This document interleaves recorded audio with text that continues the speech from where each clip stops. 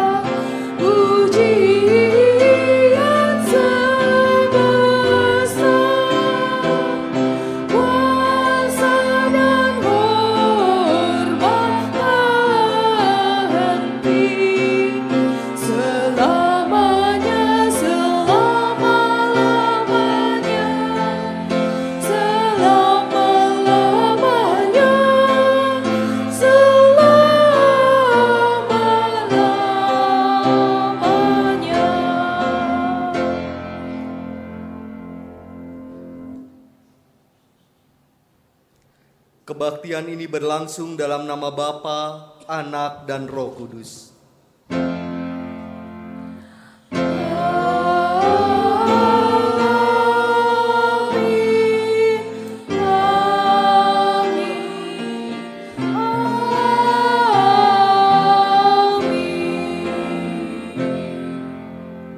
Kasih karunia dan damai sejahtera dari Allah Bapa kita dan dari Tuhan Yesus Kristus menyertai saudara sekalian. Dan menyertai saudara juga. Silakan duduk kembali.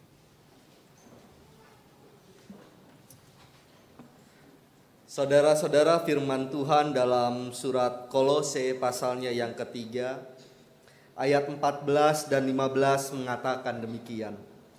Dan di atas semuanya itu, kenakanlah kasih sebagai pengikat yang mempersatukan dan menyempurnakan. Hendaklah damai sejahtera Kristus memerintah dalam hatimu, karena untuk itulah kamu telah dipanggil menjadi satu tubuh, dan bersyukurlah. Kita puji Tuhan, pelengkap Kidung Jemaat 106.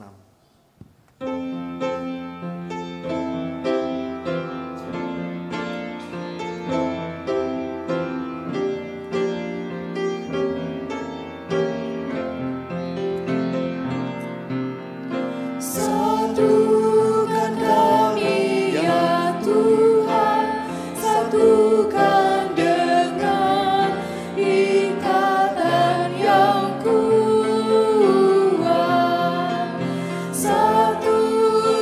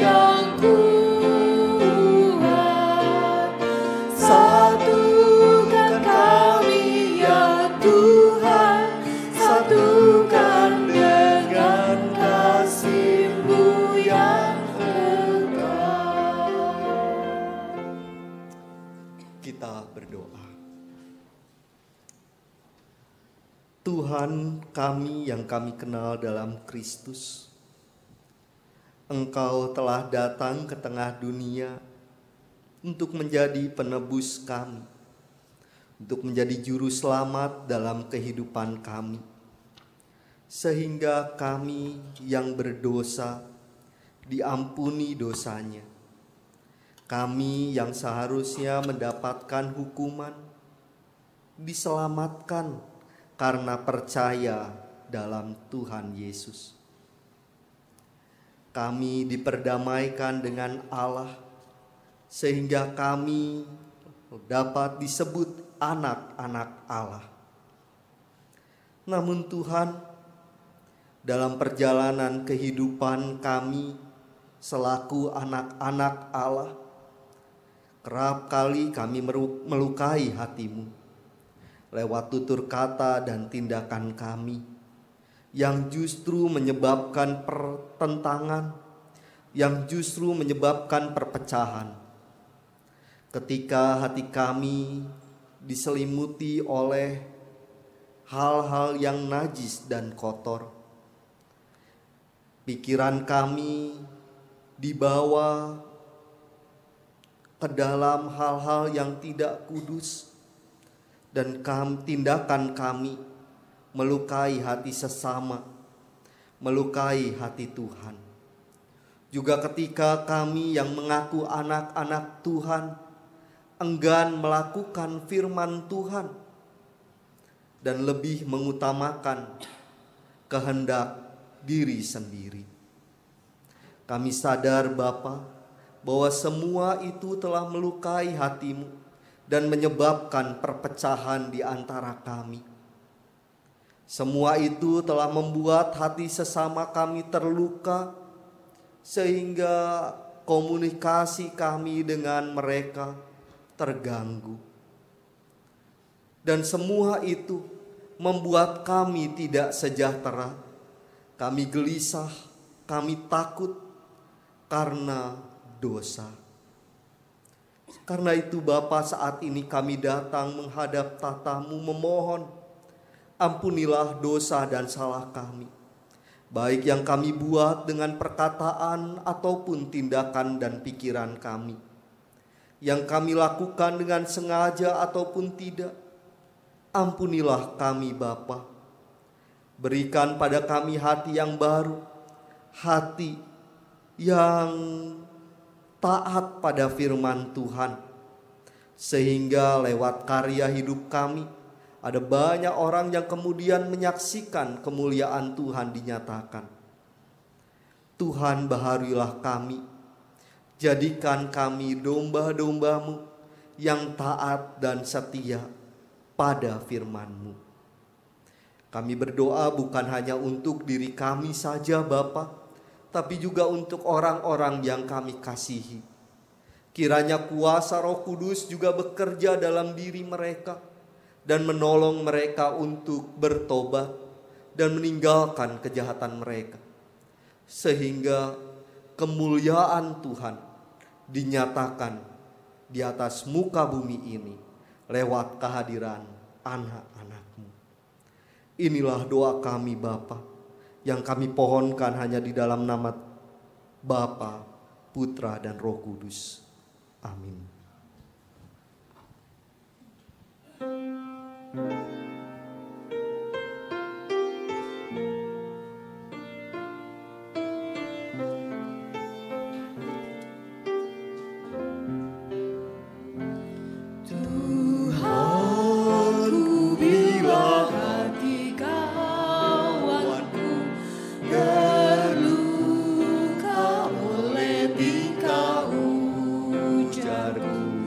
Dan kehendakku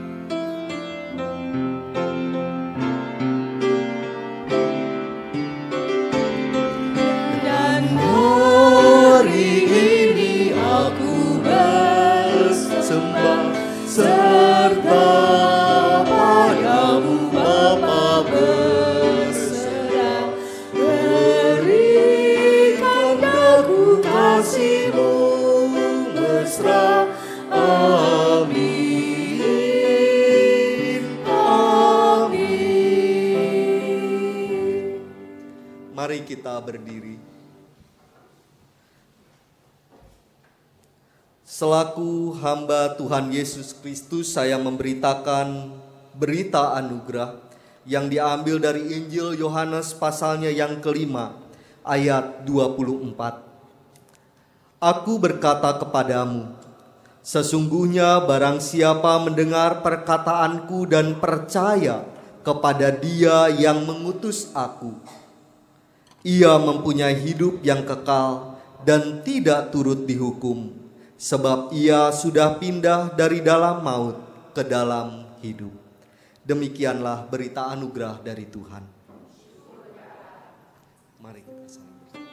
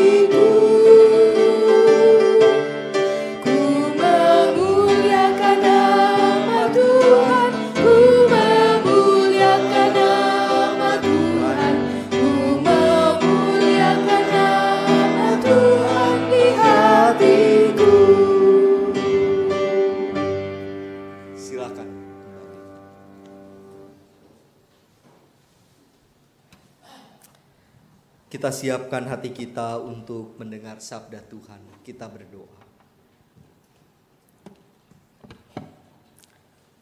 Bapa, di hadapan-Mu kami menenangkan diri. Kami duduk bersimpuh untuk bersama mendengar sabda-Mu. Karenanya kami memohon ya Tuhan, jauhkan daripada kami, singkirkan daripada kami hal-hal yang mengganggu jalannya firman ini. Pikiran-pikiran yang kotor, pikiran-pikiran yang najis, pikiran-pikiran yang tidak kudus, singkirkan itu daripada kami. Dan biarlah kami menggunakan waktu di depan kami untuk mendengar sabda Tuhan. Kami juga mau memohon padamu, Buatlah hati kami lembut, buatlah hati kami rendah agar kami dapat mendengar sabda Tuhan dan memakluminya sebagai sebuah firman Tuhan yang mengoreksi kehidupan kami bila kami salah, yang memberikan pada kami kekuatan untuk terus bertahan dalam menjalani iman percaya kami padamu, juga yang memberikan terang bagi kami ketika kami melalui jalan-jalan yang gelap. Berfirmanlah Tuhan, karena kami anak-anak-Mu siap untuk mendengarnya. Kami berdoa di dalam nama Yesus. Amin.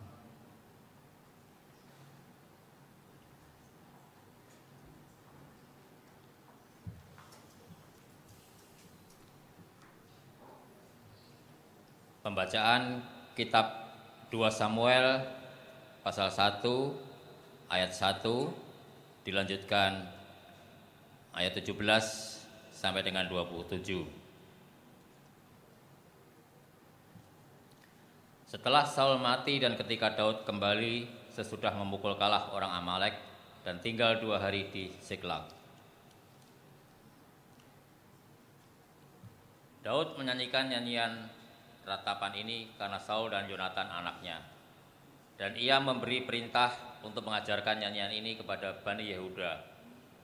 Itu ada tertulis dalam kitab orang jujur. Kepermainanmu, hai Israel, mati terbunuh di bukit-bukitmu. Betapa gugur para pahlawan. Janganlah kabarkan itu di Gad, janganlah beritakan itu di lorong-lorong Askelon, supaya jangan bersukacita anak-anak perempuan orang Filistin, supaya jangan beria-ria anak-anak perempuan orang-orang yang tidak bersunat. Hai gunung-gunung di Gilboa, jangan ada embun, jangan ada hujan di atas kamu. Hai padang-padang pembawa kematian, sebab di sanalah perisai para pahlawan dilumuri, perisai Saul yang tidak diurapi dengan minyak. Tanpa darah orang-orang yang mati terbunuh, dan tanpa lemak para pahlawan panah Yonatan tidak pernah berpaling pulang, dan pedang Saul tidak kembali dengan hampa. Saul dan Yonatan orang-orang yang dicintai dan yang ramah, dalam hidup dan matinya tidak terpisah. Mereka lebih cepat dari burung Raja Wali, mereka lebih kuat dari singa. Hai anak-anak perempuan Israel, menangislah karena Saul, yang mendandani kamu dengan pakaian mewah dari kain kirmisi, yang menyematkan perhiasan emas pada pakaianmu. Betapa gugur para pahlawan di tengah-tengah pertempuran. Yonatan mati terbunuh di bukit-bukitmu. Merasa susah aku karena engkau, saudaraku Yonatan. Engkau sangat ramah kepadaku. Bagiku cintamu lebih ajaib daripada cinta perempuan. Betapa gugur para pahlawan dan musnah senjata-senjata perang. Demikianlah firman Allah. Syukur pada Allah.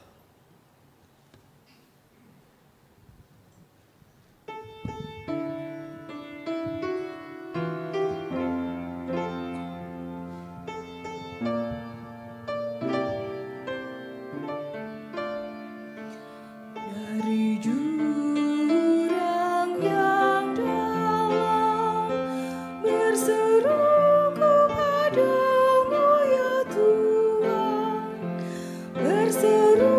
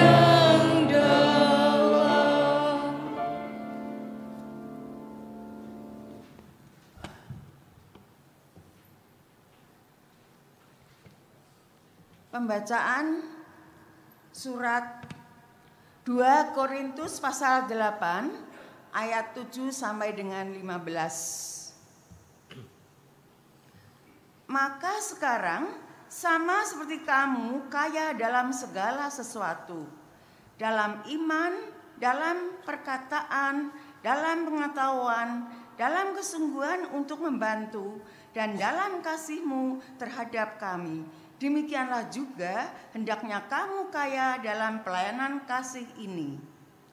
Aku mengatakan hal itu bukan sebagai perintah, melainkan dengan menunjukkan usaha orang-orang lain untuk membantu, aku mau menguji keikhlasan kasih kamu. Karena kamu telah mengenal kasih karunia Tuhan kita Yesus Kristus, bahwa Ia yang oleh karena kamu menjadi miskin, sekalipun Ia kaya, supaya kamu menjadi kaya oleh karena kemiskinannya.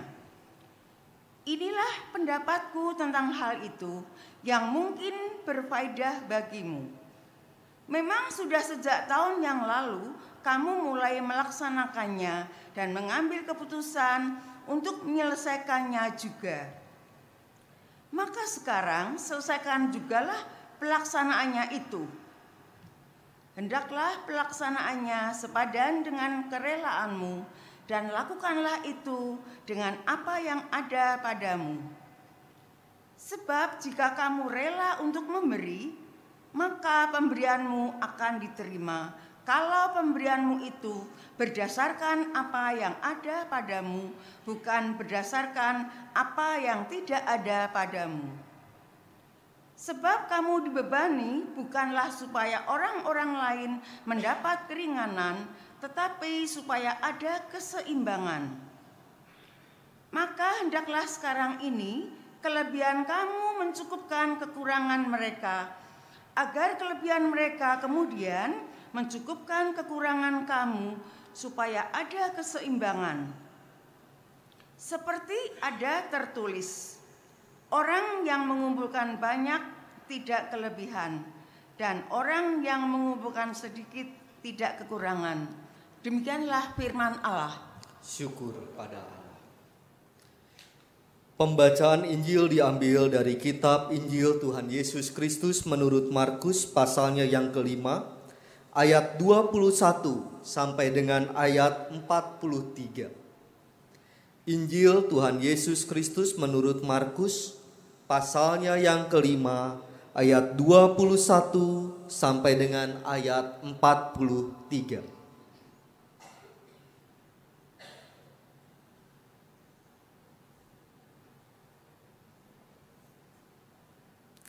Injil Markus pasal 5 ayat 21 sampai 43. Sesudah Yesus menyeberang lagi dengan perahu, orang banyak berbondong-bondong datang lalu mengerumuni Dia, sedang Ia berada di tepi danau. Datanglah seorang kepala rumah ibadat yang bernama Yairus. Ketika ia melihat Yesus, tersungkurlah ia di depan kakinya dan memohon dengan sangat kepadanya, "Anakku perempuan sedang sakit, hampir mati. Datanglah kiranya dan letakkanlah tanganmu atasnya, supaya ia selamat dan tetap hidup." Lalu pergilah Yesus dengan orang itu. Orang banyak berbondong-bondong mengikuti Dia dan berdesak-desakan di dekatnya. Adalah di situ seorang perempuan yang sudah 12 tahun lamanya menderita pendarahan. Ia telah berulang-ulang diobati oleh berbagai tabib sehingga telah dihabiskannya semua yang ada padanya. Namun sama sekali tidak ada faedahnya. Malah sebaliknya, keadaannya makin memburuk. Dia sudah mendengar berita-berita tentang Yesus. Maka di tengah-tengah orang banyak itu, ia mendekati Yesus dari belakang dan menjamah jubahnya. Sebab katanya, "Asal kujamah saja jubahnya, aku akan sembuh." Seketika itu juga berhentilah pendarahannya dan ia merasa bahwa badannya sudah sembuh dari penyakitnya. Pada ketika itu juga Yesus mengetahui bahwa ada tenaga yang keluar dari dirinya. Lalu ia berpaling di tengah orang banyak dan bertanya, "Siapa yang menjamah jubahku?" Murid-muridnya menjawab, "Engkau melihat bagaimana orang-orang ini berdesak-desakan dekatmu, dan engkau bertanya, siapa yang menjamah aku?" Lalu ia memandang sekelilingnya untuk melihat siapa yang telah melakukan hal itu. Perempuan itu yang menjadi takut dan gemetar ketika mengetahui apa yang telah terjadi atas dirinya, tampil dan tersungkur di depan Yesus, dan dengan tulus memberitahukan segala sesuatu kepadanya. Maka katanya kepada perempuan itu, "Hai anakku, imanmu telah menyelamatkan engkau. Pergilah dengan selamat dan sembuhlah dari penyakitmu." Ketika Yesus masih berbicara, datanglah orang dari keluarga kepala rumah ibadat itu dan berkata, "Anakmu sudah mati, apa perlunya lagi engkau menyusah-nyusahkan guru?" Tetapi Yesus tidak menghiraukan perkataan mereka dan berkata kepada kepala rumah ibadat, "Jangan takut, percaya saja." Lalu Yesus tidak memperbolehkan seorang pun ikut serta kecuali Petrus, Yakobus dan Yohanes saudara Yakobus. Mereka tiba di rumah kepala rumah ibadat dan di sana dilihatnya orang-orang ribut, menangis dan meratap dengan suara nyaring. Sesudah ia masuk, ia berkata kepada orang-orang itu, "Mengapa kamu ribut dan menangis? Anak ini tidak mati, tetapi tidur." Tetapi mereka menertawakan dia. Maka diusirnya semua orang itu, lalu dibawanyalah ayah dan ibu anak itu dan mereka yang bersama-sama dengan dia masuk ke kamar anak itu. Lalu dipegangnya tangan anak itu, katanya, "Talita kum," yang berarti, "Hai anak, aku berkata kepadamu, bangunlah." Seketika itu juga anak itu bangkit berdiri dan berjalan, sebab umurnya sudah 12 tahun. Semua orang yang hadir sangat takjub. Dengan sangat ia berpesan kepada mereka, supaya jangan seorang pun mengetahui hal itu. Lalu ia menyuruh mereka memberi anak itu makan. Demikianlah Injil Tuhan kita Yesus Kristus. Berbahagialah mereka yang mendengarkan firman Allah dan yang memeliharanya. Haleluya.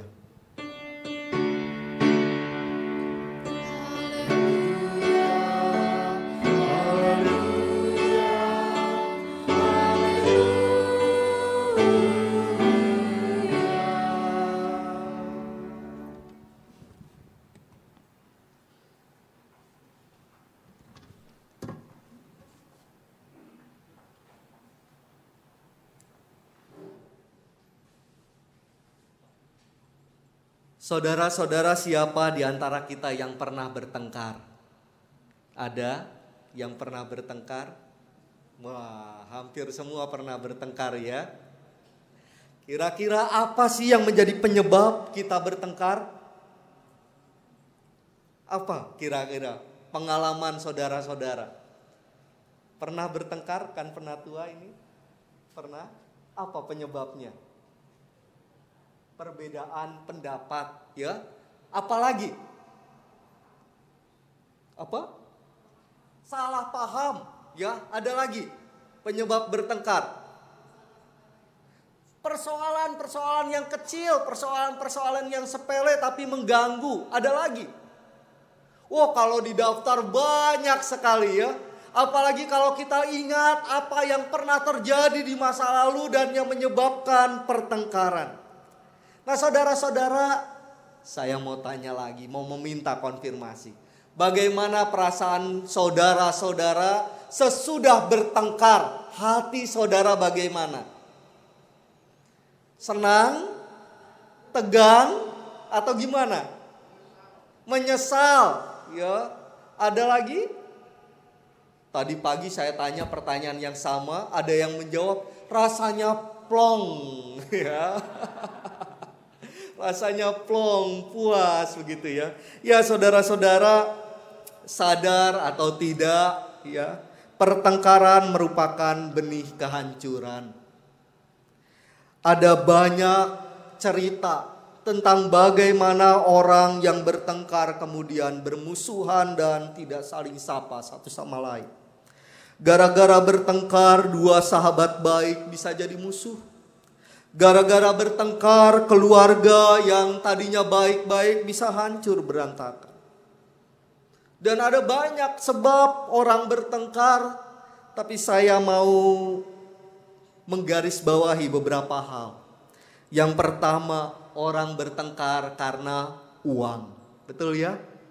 Betul ya, karena uang orang bisa bertengkar. Gak punya uang bertengkar, kebanyakan uang pun bertengkar. Nah itu ya, orang bisa bertengkar karena uang. Dan ada banyak cerita bagaimana keluarga Kristen gara-gara uang berpisah, hancur. Kakak adik tidak saling sapa, suami istri yang sudah menikah puluhan tahun memilih untuk diam-diaman. Ya, ada banyak cerita tentang itu. Hal yang kedua, rasa curiga. Wah ini ya, rasa curiga yang kemudian dibarengi dengan pikiran negatif tentang sesama itu juga menjadi penyebab pertengkaran. Dan juga ada banyak cerita tentang bagaimana anak-anak Allah yang sudah belajar tentang firman Tuhan dari sejak kecil, tapi kemudian karena rasa curiga, karena pikiran negatif tentang sesama, mereka kemudian bermusuhan. Mereka kemudian saling mendendam satu sama lain. Dan kalau sudah bicara tentang dendam, ini penyebab ketiga pertengkaran. Kalau udah bicara tentang dendam, ini rasanya belum plong kalau belum melihat orang yang memusuhi kita atau orang yang kita musuhi mengalami celaka. Ya, kalau bicara tentang dendam begitu ya, rasanya belum plong kalau belum begitu.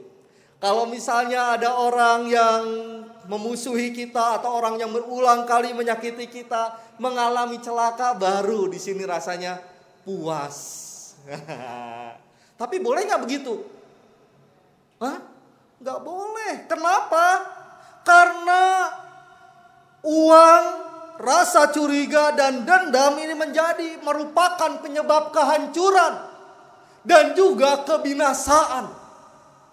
Orang yang hidupnya kekang uang, orang yang selalu curiga, orang yang dendam, saya katakan mereka ibaratnya sedang sekarat, sedang menuju kebinasaan, menuju kehancuran.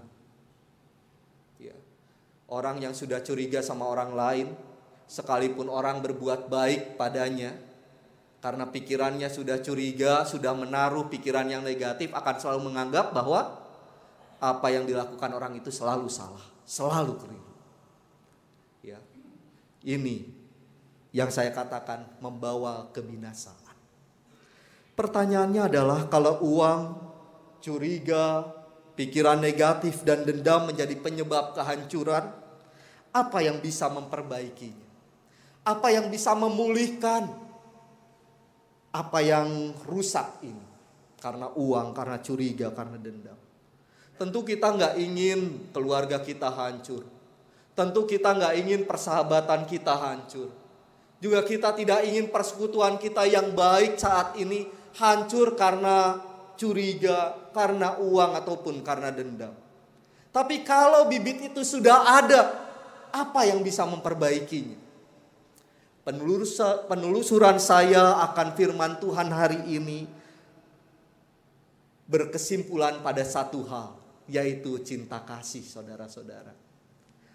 Bagaimana cinta kasih bisa memulihkan hubungan yang hancur karena uang, curiga, dan dendam? Ada beberapa contoh dalam bacaan kita hari ini. Yang pertama adalah Daud. Saudara-saudara, apa yang terlintas dalam benak saudara ketika saya bicara tentang Daud yang diceritakan oleh firman Tuhan? Siapa Daud? Sebagian mungkin mengatakan Raja Israel. Betul ya? Daud Raja Israel. Penggantinya Salomo. Penggantinya Saul, maaf. Anaknya kemudian Salomo. Ya. Lalu kemudian Daud adalah orang Israel, anak Isai yang mengalahkan Goliat. Ya. Tapi saudara-saudara, Daud juga adalah mantu Saul yang dalam tanda kutip tidak pernah dianggap sebagai seorang mantu. Ya.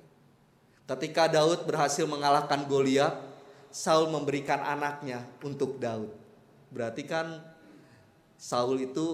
Daud itu mantunya Saul gitu ya.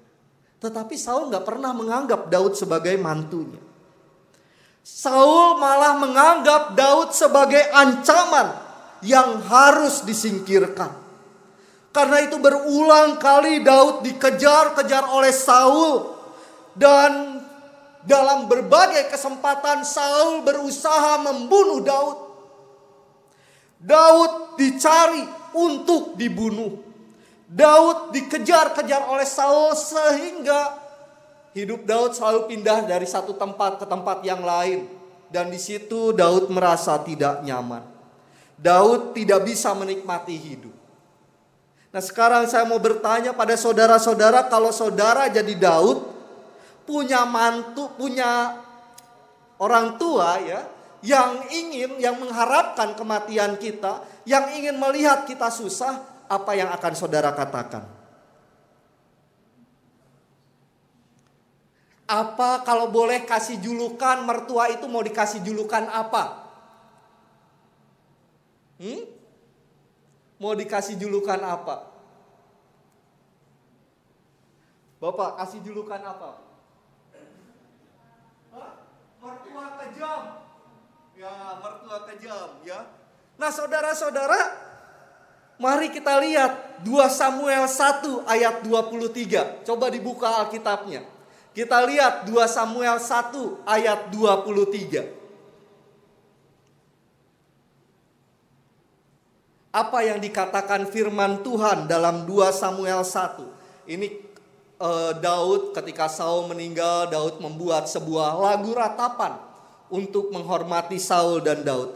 2 Samuel 1 ayat 23. Apa yang dikatakan oleh Daud di situ? 2 Samuel 1 ayat 23. Saul dan Yonatan, orang-orang yang dicintai dan yang ramah, dalam hidup dan matinya tidak terpisah. Mereka lebih cepat dari burung Raja Wali. Mereka lebih kuat dari singa. Saudara bayangkan. Mari kita bayangkan apa yang terjadi sama Daud. Dan dia mengatakan, dia sudah dilukai oleh Saul. Dia dikejar-kejar Saul. Dia dibuat tidak nyaman oleh Saul. Tetapi Daud mengatakan Saul adalah orang yang ramah. Orang yang ramah itu orang yang seperti apa? Orang yang mau membunuh sesamanya orang yang ramah bukan? Orang yang ramah bukan? Bukan. Tapi Daud mengatakan Saul orang yang ramah. Kenapa? Karena Daud punya kasih. Kasih Daud begitu besar sehingga Daud bisa melupakan kesalahan Saul. Ya, dalam 1 Korintus 13 dikatakan kasih itu menutupi banyak dosa. Kasih percaya segala sesuatu, ya, mengharapkan segala sesuatu. Ya. Daud punya kasih yang besar pada Saul dan Yonatan. Daud sadar bahwa Saul sering mengganggu hidupnya, tetapi berulang kali Tuhan meluputkan itu. Dari sini Daud boleh belajar bahwa melalui Saul, Daud belajar untuk mempercayakan kasih-Nya Tuhan. Lewat Saul, Daud belajar merasakan kasih Tuhan dan pemeliharaan Tuhan yang luar biasa. Di situ Daud sadar bahwa Saul ternyata dipakai Tuhan untuk imannya, supaya imannya jadi makin kuat. Ya. Lalu kemudian Saul memang pernah berniat jahat, tapi bukan Saul yang jahat. Nah, ini yang hebatnya Daud. Ya. Daud tahu Saul berbuat jahat sama dia, tetapi Daud percaya itu bukan Saul. Yang berbuat jahat siapa? Roh jahat yang merasuki Saul, dan Alkitab mengatakan itu. Roh jahat yang merasuki Saul lah yang jahat, yang ingin membuat Daud gelisah, yang ingin membuat Daud tidak lagi mengandalkan Tuhan. Roh jahat itulah yang membuat Saul selalu berpikiran negatif tentang Daud. Itu sebabnya Daud tidak pernah membenci Saul, tapi Daud membenci kejahatan yang dilakukan Saul. Bahkan dalam bacaan kita hari ini kita melihat Daud justru merasa kasihan pada Saul. Nah, saudara-saudara, Daud punya kasih, ya. Daud memiliki kasih. Kasih kenapa? Karena ia sudah melihat bagaimana Tuhan memelihara dan menjaga hidupnya. Bahkan ia bisa melihat kejahatan yang dilakukan Saul itu cara bagi Daud untuk kemudian berserah sama Tuhan. Hal yang kedua, saudara-saudara, kekuatan kasih atau mengasihi. Lewat kisah Daud ini kita juga belajar bahwa kekuatan kasih, kekuatan untuk mengasihi yang dimiliki oleh Daud bukan karena orang berbuat baik. Kenapa? Kalau kasih yang beralaskan karena orang berbuat baik itu pasti terbatas. Saya mengasihi kamu kalau kamu baik sama saya, itu pasti terbatas kasihnya. Betul enggak? Betul ya? Ada batasnya. Ada satu saat di mana kemudian orang berbuat jahat atau orang melukai hati kita sehingga kasih kita kemudian hilang. Oh, kamu sih sudah berbuat jahat, saya gak mau mengasihi kamu lagi. Itu ada batasnya. Tapi kasih dari Daud kepada Saul itu kasih yang tidak terbatas karena apa? Karena Daud merasa saya ini sudah dikasihi bukan oleh Saul tapi oleh Tuhan. Saya bukan siapa-siapa tapi diangkat jadi raja Israel. Saya bukan siapa-siapa tapi saya dimampukan untuk melawan Goliat. Saya sudah dikasihi Tuhan. Nah, saudara-saudara, hal yang sama. Kasih bukan karena saya mengasihi kamu, bukan karena kamu berbuat baik sama saya. Itu juga yang diulas oleh Rasul Paulus dalam jemaat Korintus. Jemaat Korintus, saudara-saudara, jemaat yang besar. Dikatakan oleh Rasul Paulus, jemaat yang kaya dalam segala hal. Kaya dalam segi materi dan juga kaya dalam berbagai berkat yang lain. Tetapi jemaat Korintus selalu merasa terganggu karena perlakuan yang diskriminatif dari jemaat Yerusalem. Padahal jemaat Yerusalem itu tadinya besar, tapi kemudian karena tekanan mereka mengalami kesulitan keuangan. Banyak orang miskin yang harus dilayani. Jemaat Yerusalem mengalami kesulitan keuangan. Jemaat Korintus diminta untuk menolong jemaat Yerusalem. Tetapi saudara-saudara, waktu mau nolong jemaat Korintus berpikir dua kali. Ya, ini mengapa? Karena tadi mereka mau bantu, mau mengasihi, tapi lihat dulu orang mengasihi saya atau enggak. Kalau orang enggak mengasihi saya, nah, kenapa saya harus mengasihi? Prinsipnya seperti itu. Jemaat Korintus begitu. Jadi walaupun mereka sudah mengumpulkan sumbangan untuk jemaat Yerusalem, tetapi mereka menunda-nunda waktu pengirimannya. Karena mereka ingin jemaat Yerusalem berubah. Ingin jemaat Yerusalem menghargai mereka. Jangan-jangan kalau kita bantu kemudian mereka nggak menghargai kita, kan percuma bantuan yang kita berikan. Kurang lebih begitu pikir jemaat Korintus. Tapi Rasul Paulus menegur hal itu. Rasul Paulus mengatakan, aku mengatakan hal ini di ayat yang ke-7. Maka sekarang sama seperti kamu kaya dalam segala sesuatu, dalam iman, dalam perkataan, dalam pengetahuan, dalam kesungguhan untuk membantu dan dalam kasih-Mu terhadap kami, demikianlah juga hendaknya kamu kaya dalam pelayanan kasih ini. Lalu ayat 8, aku mengatakan hal itu bukan sebagai perintah, melainkan dengan menunjukkan usaha orang-orang lain untuk membantu, aku mau menguji keikhlasan kasih-Mu itu.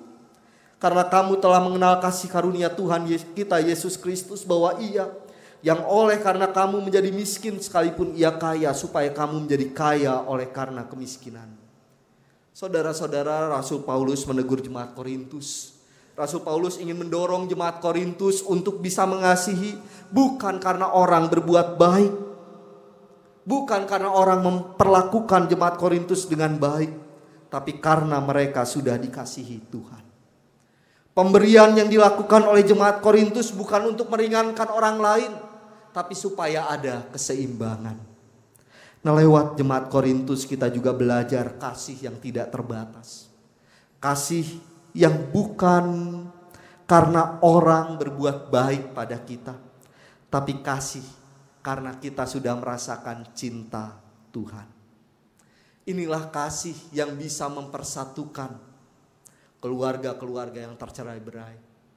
Karena mereka sadar, saya ini sudah disayang oleh Tuhan. Karena kita sadar bahwa kita ini sudah dikasihi Tuhan. Saudara-saudara, lewat kisah kasih ini kita juga belajar tentang kasih Yesus, di mana orang-orang yang putus asa mendapatkan penghiburan. Seorang perempuan yang 12 tahun sakit pendarahan. Saya membayangkan hidup perempuan ini sangat tersiksa. Ia mencari kesembuhan sampai hartanya habis. Tetapi yang terjadi adalah dirinya, kesehatannya makin memburuk. Yang ia punya cuma satu, iman pada Yesus Kristus. Iman bahwa Yesus bisa menyembuhkan. Ia pun menjumpai Yesus, menjamah jubah Yesus, dan ternyata imannya benar. Yesus menyembuhkan dia. Tapi yang menarik, saudara-saudara, dalam Injil Markus dikatakan perempuan ini tidak disapa sebagai perempuan asing.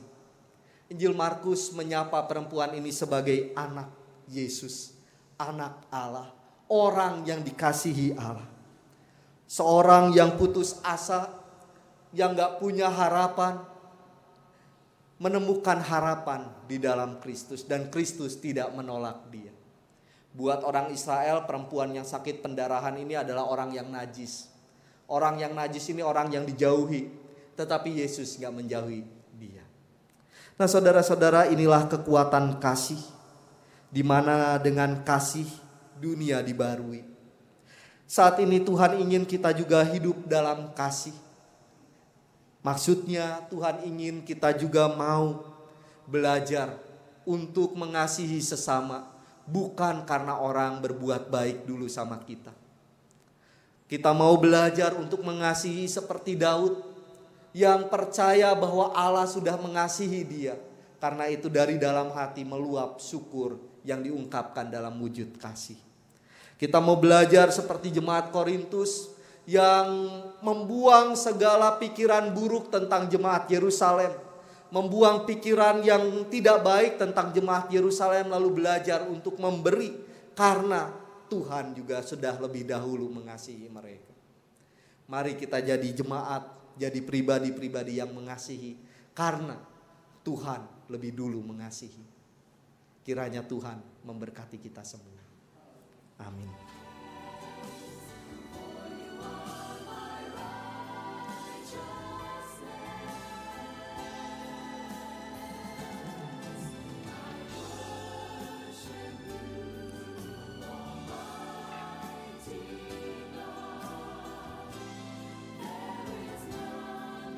Persembahan pujian dari paduan suara.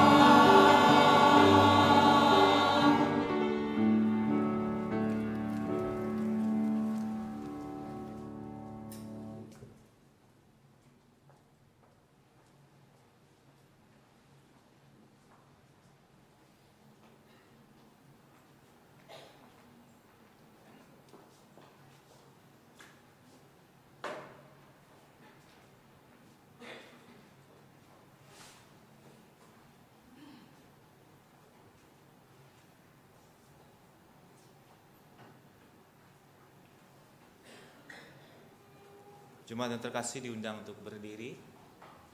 Marilah kita bersama dengan umat Allah di masa lalu, masa kini, dan masa depan mengingat pengakuan akan baptisan kita menurut pengakuan iman rasuli. Aku percaya kepada Allah, Bapa yang Maha Kuasa, Khalik langit dan bumi, dan kepada Yesus Kristus, Anaknya yang tunggal Tuhan kita, yang dikandung dari Roh Kudus, lahir dari anak darah Maria, yang menderita sengsara di bawah pemerintahan Pontius Pilatus, disalibkan, mati dan dikuburkan, turun ke dalam kerajaan maut. Pada hari yang ketiga bangkit pula dari antara orang mati, naik ke surga, duduk di sebelah kanan Allah, Bapa yang Maha Kuasa, dan dari sana Ia akan datang untuk menghakimi orang yang hidup dan yang mati. Aku percaya kepada Roh Kudus, gereja yang kudus dan am, persekutuan orang kudus, pengampunan dosa, kebangkitan orang mati dan hidup yang kekal. Silakan duduk. Jemaat yang terkasih, kini kita memasuki persiapan perjamuan kudus atau sensoramorum jemaat.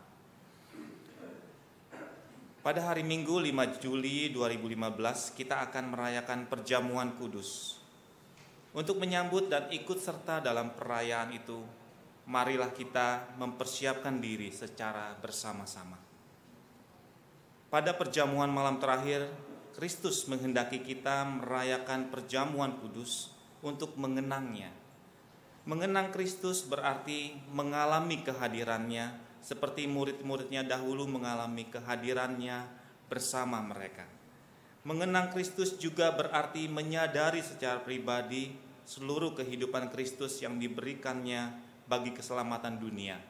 Sejak ia lahir, melayani, menderita sengsara, mati, dibangkitkan, dan dimuliakan di sorga. Marilah kita merenungkannya.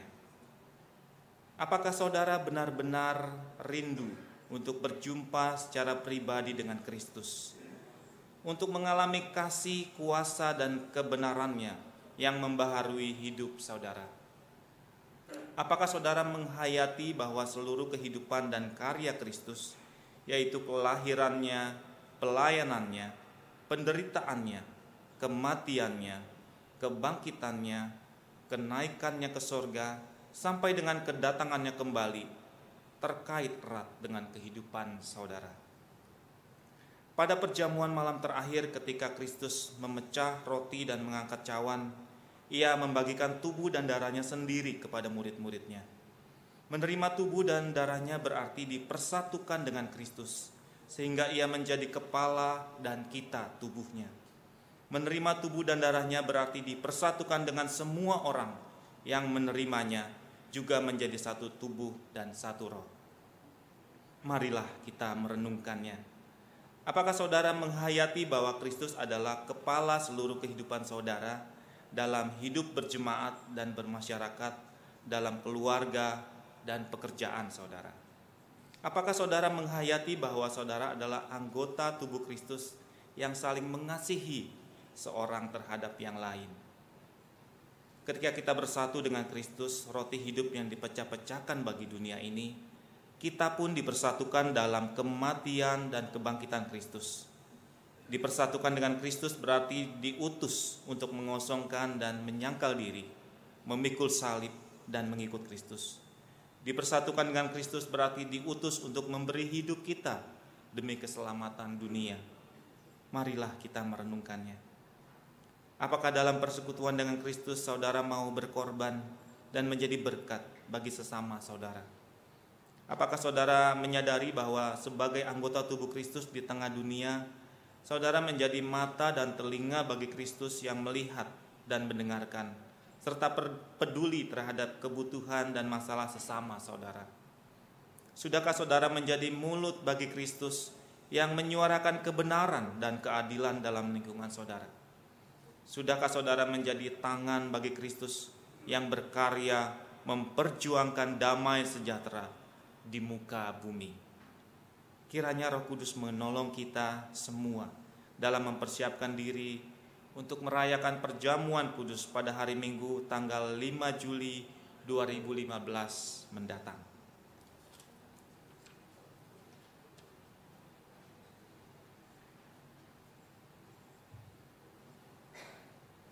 Kita berdoa.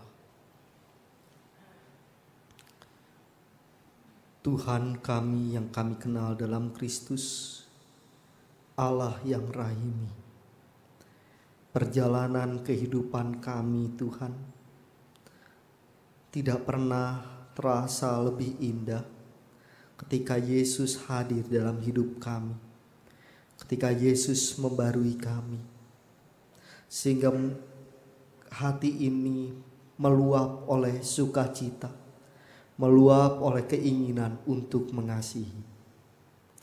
Saat ini Bapa, kami memohon padamu agar kasih itu tidak meninggalkan kami, sehingga kami akan terus mengasihi meskipun kami berhadapan dengan banyak tantangan.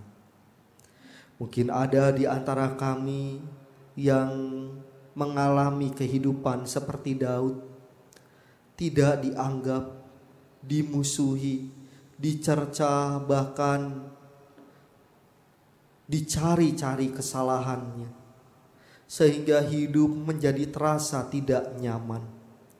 Kami berdoa bagi mereka, agar kepada mereka ditambahkan kasih seperti kasih Daud, kasih yang bukan karena perbuatan orang kepada kami, tetapi karena kami sudah dikasihi oleh Allah, sehingga kami bisa mengasihi mereka yang melukai hati kami dengan kasih yang tulus. Mungkin kami juga mengalami kehidupan seperti kehidupan yang dialami jemaat Korintus. Kami tidak dianggap sekalipun kami mengerjakan banyak hal. Kami dikritik, kami dianggap anak bawang.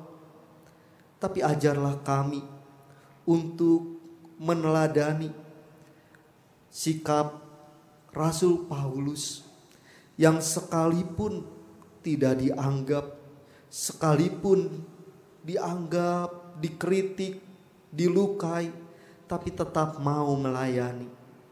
Ajarlah kami untuk juga tetap mau berbagi, tetap mau mengasihi, agar terjadi yang namanya keseimbangan, di mana semua umat Allah boleh merasakan kasih Tuhan. Tolonglah kami Bapa, bimbing kami anak-anak-Mu ini untuk bisa mengasihi orang-orang yang melukai, orang-orang yang membenci, orang-orang yang menyebabkan hidup kami susah. Pada saat ini juga Bapa, kami ingin berdoa untuk saudara-saudara kami yang bergumul dengan kesehatan tubuhnya.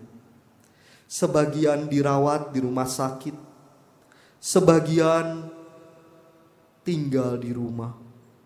Kami berdoa untuk mereka Bapa, agar di tengah sakit penyakit yang mereka alami, mereka tidak kehilangan iman. Kiranya Tuhan menolong mereka untuk bisa meneladani hidup wanita yang sakit pendarahan selama 12 tahun.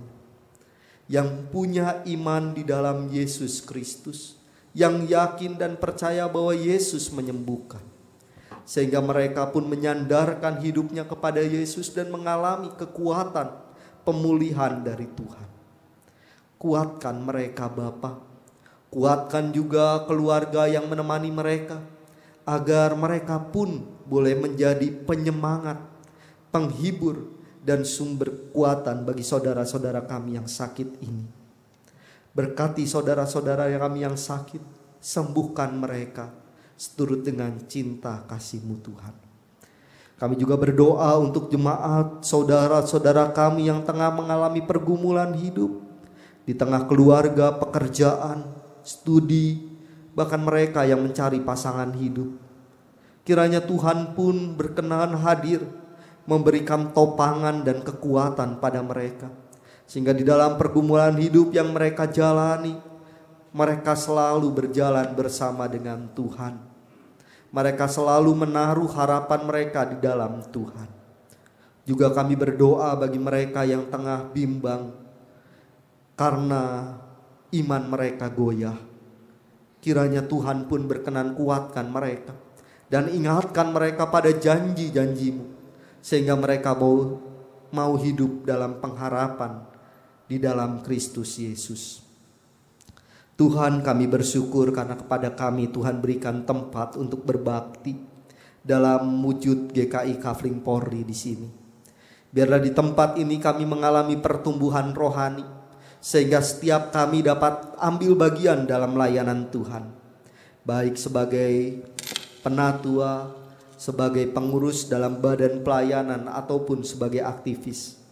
Kami berdoa untuk setiap program kerja yang dibuat oleh majelis jemaat dan juga oleh badan-badan pelayanan.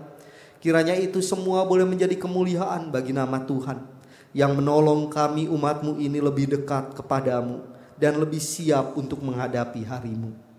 Kami berdoa untuk retret jemaat yang akan dilaksanakan pada bulan Desember mendatang.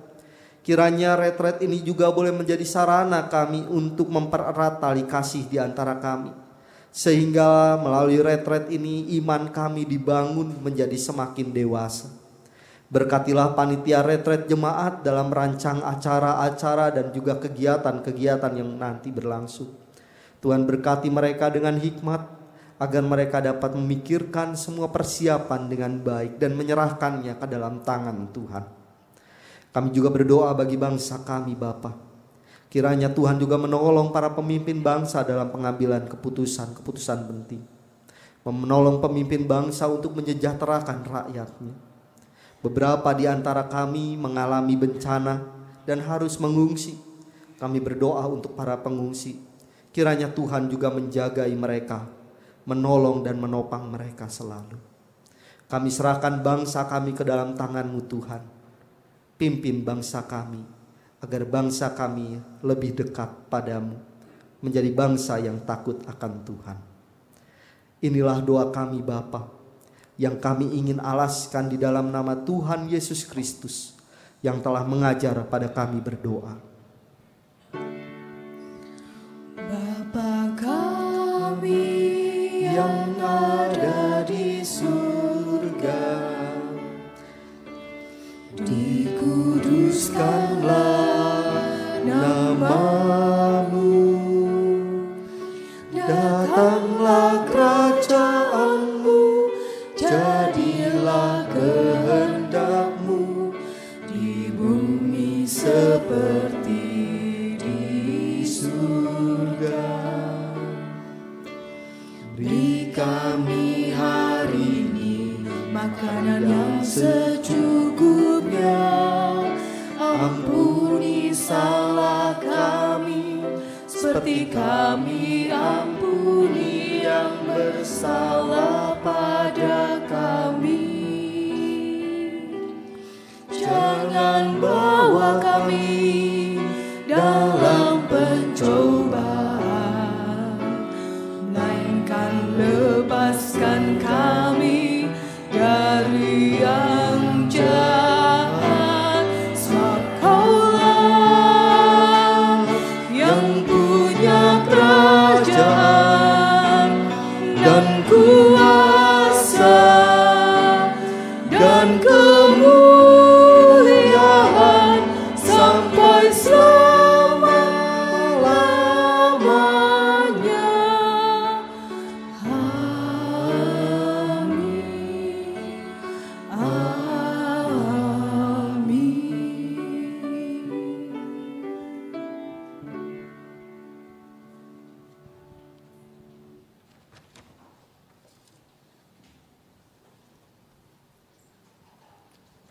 Jemaat yang dikasihi Tuhan, hidup kita ini adalah anugerah Tuhan yang patut kita syukuri. Bukan karena kita layak, tetapi karena Tuhanlah yang mau bermurah hati kepada kita, memelihara hidup kita dengan kasih setianya yang tidak pernah berkesudahan. Karena itu di sore hari ini marilah kita menyatakan syukur kita kepada Allah dengan membawa persembahan syukur kita, serta mengingat firman Tuhan yang terambil dari Maliaki 3 ayat ke-10 yang demikian bunyinya.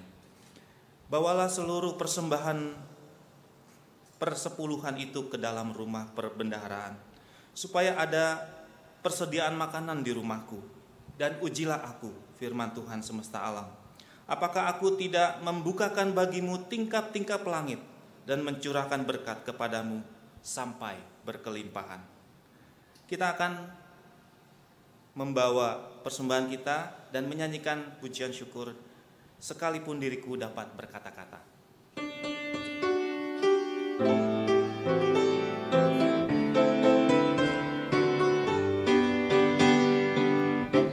Sekalipun diriku dapat berkata-kata dengan semua bahasa,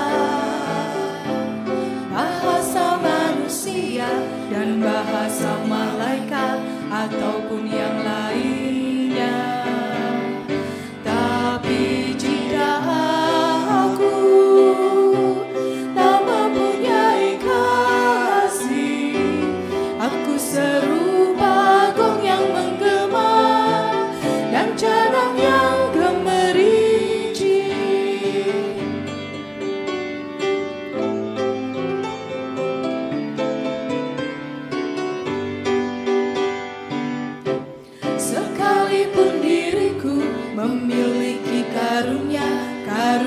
bernubuat.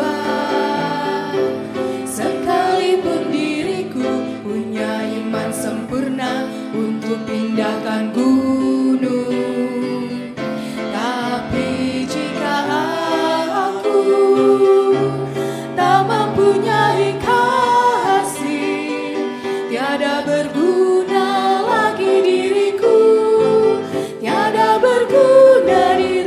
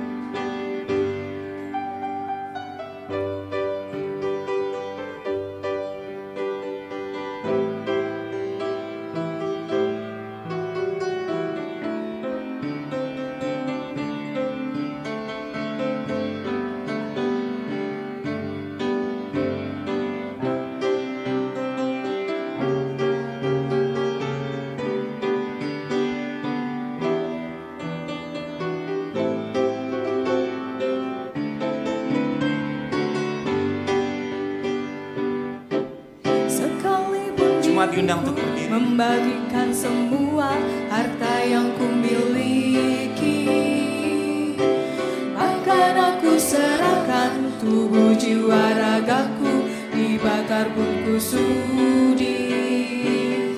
Tapi jika aku tak mempunyai kasih, tiada berguna lagi diriku, tiada berguna diriku.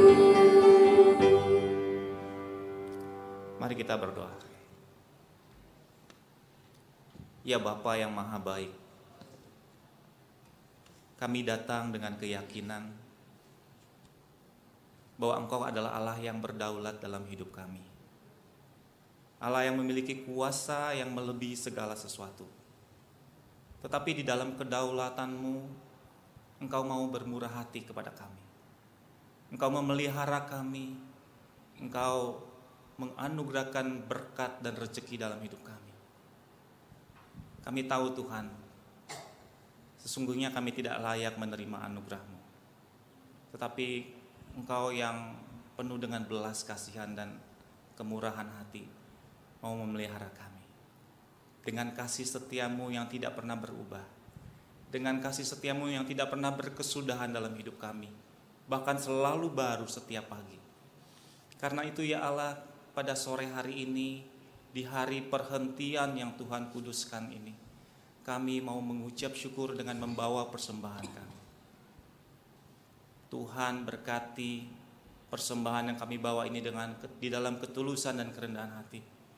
Pakailah Tuhan, ubahkanlah persembahan ini menjadi karunia-Mu yang hidup, untuk dapat menolong jemaat-Mu Tuhan, memiliki kehidupan yang semakin dekat dengan Tuhan, berrelasi yang semakin akrab dengan Tuhan. Tuhan berkati juga setiap anak-anak-Mu yang Kau percayakan untuk dapat menata persembahan ini, dipakai untuk mendukung setiap anak-anak-Mu yang ada di tempat ini, bahkan sesama kami yang membutuhkan. Tuhan juga pakailah hidup kami menjadi alat-Mu yang hidup, yang mempermuliakan Tuhan. Bahkan Engkau jadikanlah hidup kami sebagai persembahan yang mengharumkan nama-Mu. Berkaryalah dalam hidup kami Tuhan, teruslah berjuang di tengah perjuangan hidup kami. Karena tanpa Engkau Tuhan, kami tidak dapat berbuat apa-apa. Terpujilah nama-Mu ya Allah, hanya di dalam nama Tuhan Yesus kami berdoa dan mengucap syukur. Amin. Jikalau Kristus penolongku,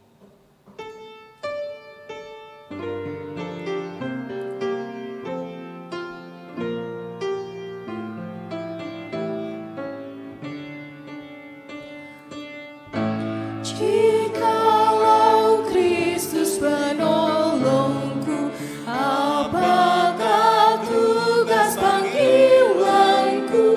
Kaum fakir miskin berapakah? Siapa menyelamatkannya? Sang Kristus datang di dunia untuk mengubah semuanya. Yang hina diangkatnya di dalam terang kebangkitannya.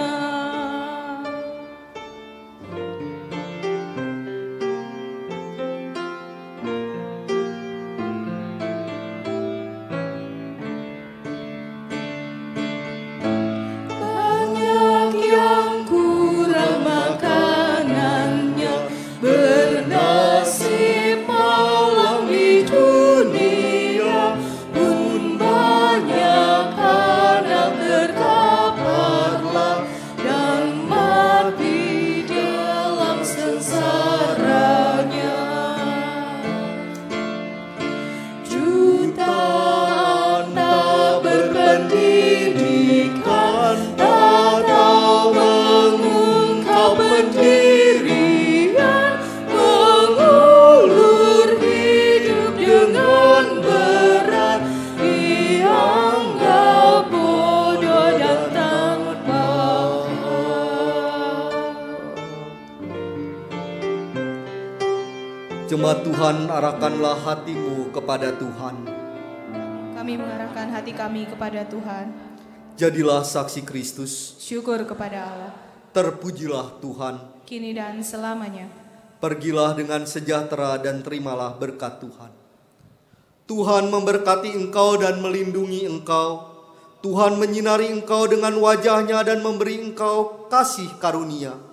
Tuhan menghadapkan wajah-Nya kepadamu dan memberi engkau damai sejahtera.